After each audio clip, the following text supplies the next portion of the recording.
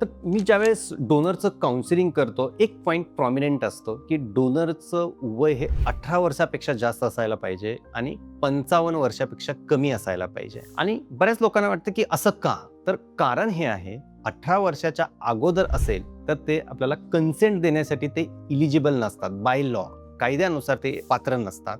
आणि 55 नंतर जर एखादा माणूस असेल तर वयोमान जसं घटतं तसं शरीराची कार्यक्षमता कमी होते, लिव्हरची कार्यक्षमता कमी होते आणि त्यामुळं जरी लिव्हर डोनेट करण्यासाठी ते पात्र असतील, लिव्हरची क्वालिटी चांगली असेल, लिव्हर फंक्शन चांगलं असेल, कोणतेही आजार नसेल, तरी त्यांची रिकव्हरी थोडी स्लो होऊ शकते, रिस्क वाढू शकते आणि बाकीच्या आजारालाही ते बळी पडू शकतात. म्हणून 55 वर्षांनंतर आपण 60-63 पर्यंत पण केलेत, पण एकदम फिट पाहिजे. राहणारा जो लिव्हरचा भाग आहे तो मोठा पाहिजे, नॉर्मल डोनर पेक्षा पण मोठा पाहिजे, जेणेकरून डोनरची रिस्क कमी होईल. म्हणून 55 वर्षांनंतरचे जे डोनर आहेत ते आपण खूप डोळ्यात तेल घालून त्यांच्या सगळ्या तपासण्या करतो आणि खूप सिलेक्टेड डोनरच फक्त आपण सिलेक्ट करतो. म्हणून 18 ते 55 वर्षामध्ये जर वय असेल तर तेच स्त्री किंवा पुरुष डोनेट नक्की करू शकतात.